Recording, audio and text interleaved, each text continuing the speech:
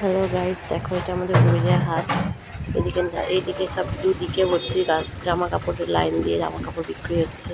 তো আমরা দেখো আস্তে আস্তে দেখতে দেখতে যাচ্ছি। এদিকে এত গাড়ির লাইন পড়েছে যে কি বলবো। তারপরে দেখো এদিকে আস্তে আস্তে আসছি। তো এখান থেকে আবার সবজি দানা সব রকমের পাওয়া যায়, সেখান থেকে দেখতে দেখতে যাচ্ছি। এত গাছ দেখতে দেখতে দেখতে যাচ্ছি যাতে আমার কোনো গাছ পছন্দ হলেই আমি কিনে নিতে পারি। তারপরে হাটের ভিতরে ঢুকলাম। এদিকে একবার ঝুড়ি কুলো মা একটা কি কিনবে বলে দেখে নিচ্ছিল, তাই জন্য। তারপরে দেখো এখানে শুকনো মশলাপাতি আদা রসুন সব রকমই পাওয়া যাচ্ছে।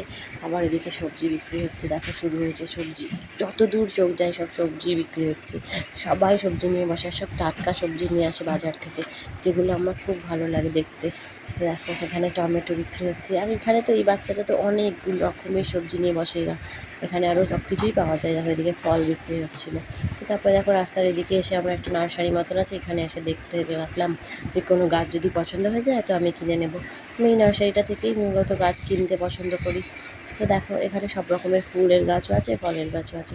এখান থেকে আমার গাছ কিনতে খুব ভালো লাগে, যে আমি অনেকগুলো গাছই কিনেছি এখান থেকে। ভালোই গাছ দেয়, রিজনেবল প্রাইসে ভালো ভালোই গাছ পাওয়া যায় এখানে। তো দেখে নাও এই যে। তারপরে দেখো আর কি, আস্তে আস্তে আমরা বাড়ির পথে রওনা দিলাম। এদিকে আরও সব জামা কাপড় সব নানা কিছু আছে, সব দেখতে দেখতে আমি আর মা গিয়েছিলাম। তো একটু হেঁটে হেঁটে আস্তে আস্তে আস্তে আস্তে আসলাম। এই যে দেখো, এখনও জামা কাপড়ের দোকান আর শেষ হয় না। এটা